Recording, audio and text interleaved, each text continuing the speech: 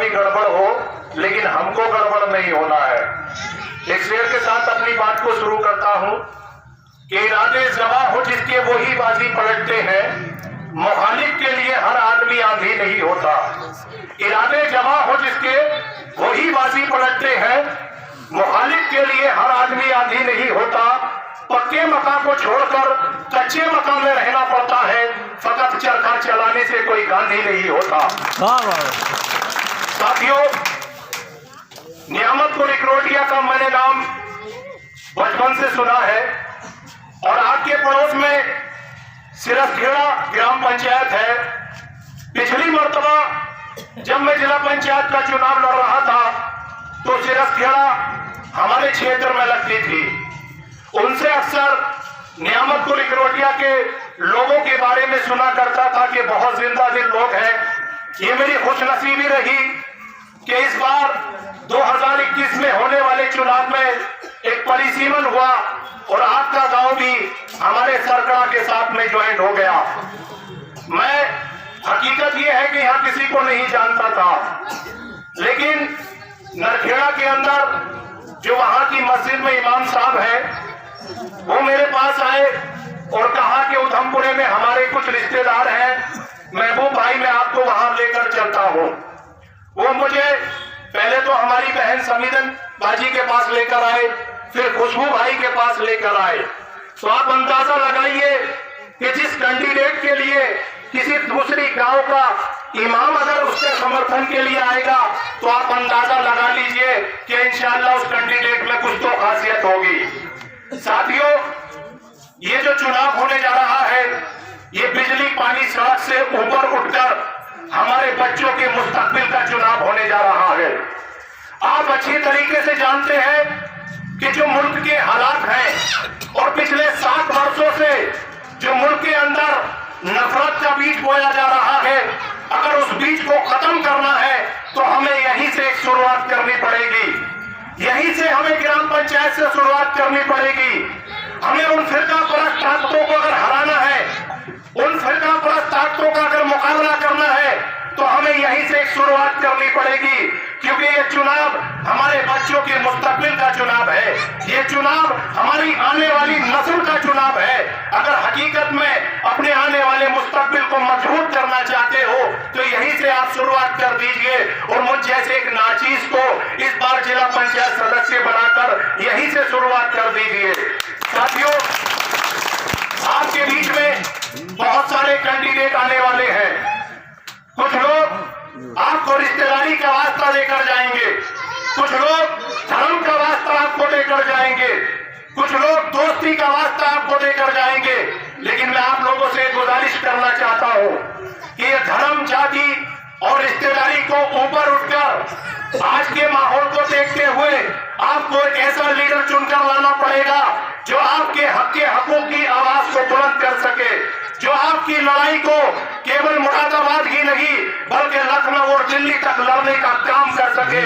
और उसके लिए आपको एक ऐसा लीडर चुनना पड़ेगा जो अपनी आवाज के साथ भी मुकाबला करता हो, अपनी ताकत के साथ भी मुकाबला करता हो और सरकार से लड़ने के लिए आपकी दुआ से मैंने काला कोट भी पहन रखा है, क्योंकि एडवोकेट भी हो।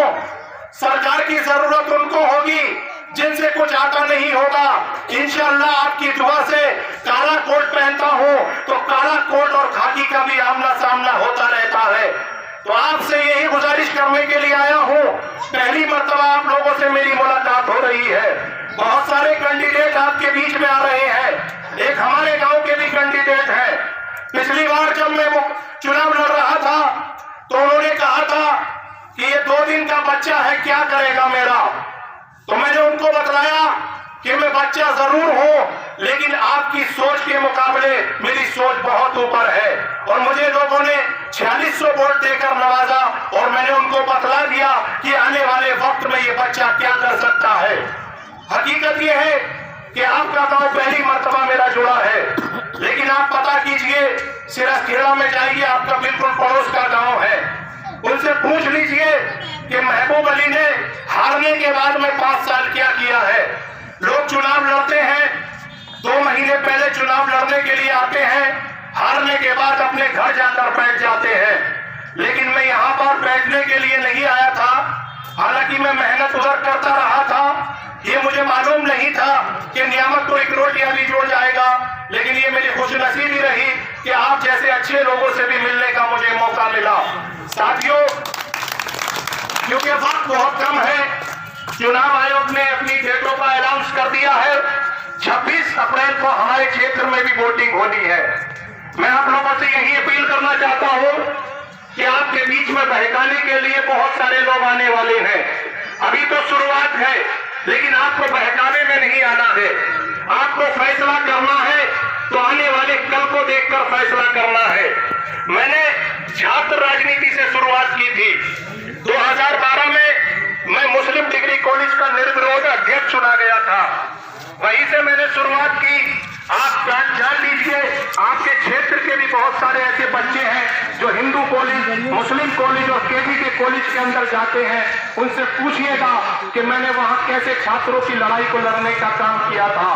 लोगों ने बहुत सारी धमकियां दी, क्योंकि मैं सोशल मीडिया पे बहुत ज्यादा बोलता हूं और मैं सरकार के खिलाफ बोलता हूं। तो लोगों ने, मेरे जो दोस्तों ने कुछ ने कहा कि महबूब, तू अब सरकार के खिलाफ ज्यादा मत बोला कर, तेरे पास कोई सुरक्षा नहीं है, माहौल चेंज हो गया है। तो मैंने उन्हें एक ही जवाब दिया था कि मैं बोलना तो नहीं छोड़ूंगा, लेकिन हाँ, मेरी अगर सुरक्षा है तो मेरी वो आवाम है जो मेरे लिए दुआ करती है। तो साथियों, आपके बीच में आया हूं, यही अपील करने के लिए आया हूं कि ये मेरे नबी का फरमान भी है कि कोई अगर जालिम है और जुल्म कर रहा है, आपके अंदर इतनी ताकत है तो उस ताकत की बुनियाद पर उसको जवाब दीजिए। और आप ये नहीं कर सकते हैं तो अपनी जबान से उसको जवाब दीजिए, और ये भी नहीं कर सकते हैं तो आप उसे दिल से बुरा समझिए। इंशाअल्लाह आपकी दुआओं से आपके इस बेटे और इसके भाई को ये ताकत है कि ये हाथ से भी जवाब देना जानता है और जबान से भी जवाब देना जानता है। बस उसकी वजह क्या है कि आप जैसे जिंदा दिल लोग मेरे पीछे खड़े रहते हैं और मेरी ताकत आप लोग हो। साथियों, उसी ताकत का आप एक नमूना पेश कर दीजिए। 26 तारीख को जो मतदान होना है, एक ऐसा लीडर चुनकर ले आइए जो आपके क्षेत्र के अंदर आपकी आवाज बनने का काम कर सके। बहुत सारी पार्टियां आपके बीच में आने वाली हैं। मैं किसी एक पार्टी का नाम नहीं लेता, लेकिन याद कीजिए कि बहुत सारी पार्टियां जो मुसलमानों की ठेकेदार पार्टियां भी हैं, लेकिन उनसे एक सवाल पूछ लेना कि जब 3 तलाक के नाम पर आपकी शरीयत पर हमला किया जा रहा था, तो ये मुसलमानों की ठेकेदार पार्टियां क्यों खामोश बैठी थी? ये आने वाली है, इनसे सवाल कर लेना, क्योंकि ये आपको वोट बैंक के नाम पर इस्तेमाल करना तो जानते हैं, लेकिन जब आपकी लड़ाई लड़ने की बारी आती है तो घरों में जाकर छुप कर बैठ जाते हैं।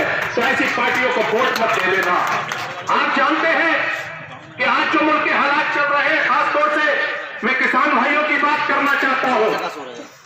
3 महीने से ज्यादा हो गए हैं हमारे किसान भाई जो दिल्ली के बॉर्डर पर आपकी और हमारी लड़ाई लड़ रहे हैं।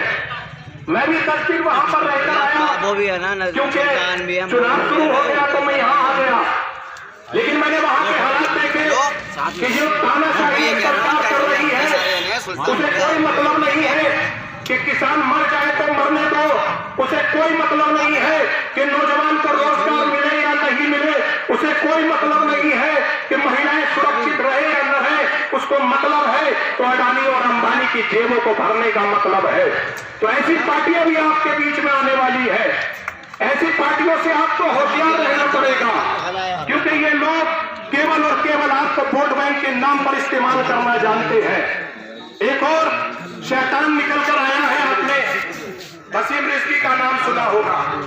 वो शैतान क्या कहता है आपको मालूम है? वो कलाम पाक की 26 आयतों को हटाने के लिए सुप्रीम कोर्ट गया है। मैं सुप्रीम कोर्ट से भी अपील करना चाहता हूं कि ऐसे शैतानों की बातों में जो याचिकाएं दायर करते हैं, सुप्रीम कोर्ट को वक्त नहीं खराब करना चाहिए। उस शैतान को बताना चाहता हूं कि तो 26 की बात कर रहा है, ताक़यामत कलाम पाक का एक नुक्ता भी कम नहीं हो सकता है। इस जैसे शैतान बहुत आएंगे जो समाज के अंदर आते रहते हैं, और ऐसी बात नहीं है, ये पहला शैतान नहीं है, बहुत सारे शैतान आते रहे हैं, लेकिन हमें नहीं डगमगाना है। हमें अपनी जगह पर मजबूती से खड़े रहना है, हमें डरना नहीं है, हमें बन के उनका मुकाबला करना है। और हम उनका मुकाबला जभी कर सकते हैं जब हमारे अंदर इत्तेहाद होगा। क्योंकि अक्सर होता है जब चुनाव की बारी आती है तो भाई कहीं चला जाता है, बेटा कहीं चला जाता है, बाप कहीं चला जाता है, चाचा कहीं चला जाता है, और ये फिरका परस्त ताकतें मुल्क पर राज करने के लिए आ जाती है। साथियों, मैं आपसे यही अपील करना चाहता हूं कि इस बार के चुनाव में आपको बटना नहीं है, एक तरफा होकर आपको अपने कैंडिडेट को जिताना है और इन फिरका परस्त ताकतों को जवाब देने का काम करना पड़ेगा। साथियों, आपसे मेरी ये पहली मुलाकात है, इंशाअल्लाह आप मौका देते रहिए, मैं आता रहूंगा। आप मेरे बारे में चाहे तो पूछ लीजिए किसी से भी, आपके पड़ोस का गांव है। मैं केवल इसीलिए आया हूं क्योंकि लोग अक्सर नौजवान देखते हैं, आपने देखा होगा कि राजनीति में बहुत कम लोग आते हैं नौजवान, लेकिन मैंने 2009 से इसकी शुरुआत कर दी थी और आपकी दुआ से जब पहला चुनाव लड़ा था तो लोगों ने जवाब देने का काम किया था। एक जो हमारे क्षेत्र के ठेकेदार बने फिरते थे, कहते थे कि केवल और केवल मैं इस इलाके का ठेकेदार हूं, उन ठेकेदार को 2015 में जवाब दिया और मेरे क्षेत्र के जितने भी गांव थे उनमें मैंने हराकर उनको जवाब देने का काम किया। मैंने अकेले ने नहीं हराया, बल्कि वहां की आवाम ने हराया। उन्होंने पता नहीं मुझ में क्या खूबियां देखी जो पिछले 5 साल से मेरे साथ चले रहे। हारने के बाद लोग घरों में बैठ जाते हैं, लेकिन मैं 5 साल चला, उसकी वजह यही रही कि मेरे क्षेत्र के लोगों ने मुझसे इतनी मोहब्बत की और मेरे कदमों को डगमगाने नहीं दिया। और यही वजह है कि आज आपके बीच में खड़ा हूं। उसका नतीजा यही है कि वो लोग मुझसे इतनी मोहब्बत करते हैं। आज के आपको हालात बताना चाहूंगा, जब भी मैं सिरसखेड़ा से गाड़ी लेकर इधर को निकलता हूं और जब वहां पर नौजवान लड़के खड़े होते हैं, मेरी गाड़ी को रोकते हैं तो वो रोने लगते हैं। हालांकि मैंने उनको कुछ नहीं दिया, बस उनको प्यार बांटने का काम किया।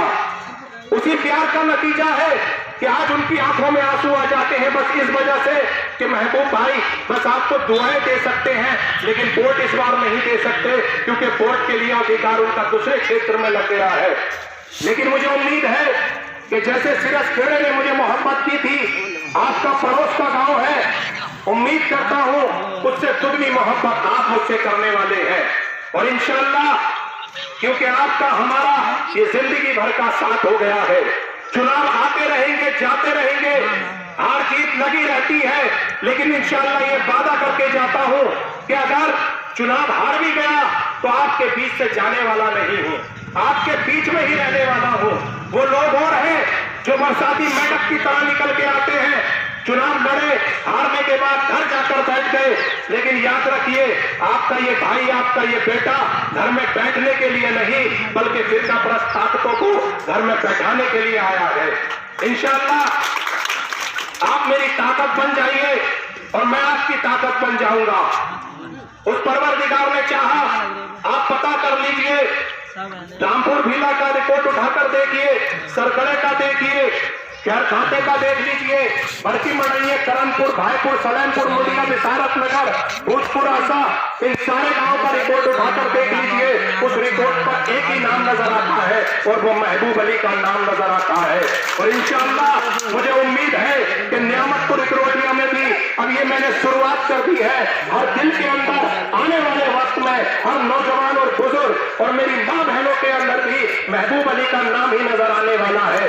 साथियों, मैं आपके बीच में यही अपील करने के लिए आया हूं कि आप लोग मेरे साथ जुड़ जाइए और मेरे साथ कांधे से कांधा मिलाकर चलिए। मैं आपसे वादा करता हूं कि जिंदगी भर मैं आपके साथ यूं ही कांधे से कांधा मिलाकर चलता रहूंगा। मेरे पास कोई सांसद विधायक नहीं है जो लेकर आऊंगा, मेरे पास अगर कोई है तो मेरे क्षेत्र की आवाम है। मैं नहीं लाने वाला कि फला जगह के विधायक है, फला जगह के सांसद है। मेरे लिए अगर कोई विधायक, कोई सांसद है तो आप लोग बैठे हुए यहाँ पर हैं, आप बनेंगे मेरे सांसद विधायक। इंशाअल्लाह आप लोगों से यही अपील करता हूँ कि 26 तारीख को, क्योंकि 18 तारीख को हम लोगों को निशान मिलेगा, वो आकर हम आपको बतलाएंगे। इंशाअल्लाह उम्मीद करता हूँ कि 26 तारीख को सबसे ज्यादा वोट नियामतपुर रोटिया से मुझे डलवाकर यहाँ से नंबर 1 बनाकर भेजिए, ताकि मैं आपके बीच में रहूं और आप मेरे बीच में रहे। क्योंकि आज अधिकतर लोगों का रोजा है, अचानक ही ये प्रोग्राम लगा था और अजान का वक्त भी होने वाला है। इंशाअल्लाह आगे को जब भी आप मुझे मौका देंगे मैं फिर आपके बीच में आऊंगा। यही दुआ करता हूं कि आप भी सलामत रहें और मैं भी सलामत रहूं। बस 26 तारीख को ज्यादा से ज्यादा वोट देकर मुझे कामयाब बनाइए, और ये मेरी नहीं बल्कि नियामतपुर रोटिया के और वार्ड 34 के हर एक नौजवान, हर एक बुजुर्ग की कामयाबी होगी। क्योंकि वक्त बहुत नाजुक चल रहा है साथियों, हमें उन फिरका परस्त ताकतों से अगर लड़ना है तो हमें ऐसे लीडरों को लाना पड़ेगा जो अपनी आवाज की बुनियाद पर लोगों को जवाब देने का काम करते हो, अपनी ताकत की बुनियाद पर लोगों को जवाब देने का काम करते हो। आपने बहुत कीमती वक्त मुझ जैसे नाचीज के लिए निकाला, उसके लिए आप तमाम लोगों का दिल की गहराइयों से शुक्रिया अदा करता हूँ। क्योंकि आज रोजा है, इसलिए हम लोग आपको ज्यादा परेशान नहीं कर रहे हैं। अगली बार आएंगे तो इंशाअल्लाह 1 घंटा जरूर बोलूंगा, ये वादा करके जाता हूँ। इंशाअल्लाह तब तक के लिए आपके बीच में आता रहूंगा। यही अपील करूंगा कि बस 26 तारीख को ज्यादा से ज्यादा मेरे हिस्से में वोट दे दीजिए। इंशाअल्लाह मुझे जिताकर यहाँ से भेज दीजिए। आप तमाम लोग आए, आपका बहुत बहुत शुक्रिया। अस्सलाम वालेकुम। आदाब।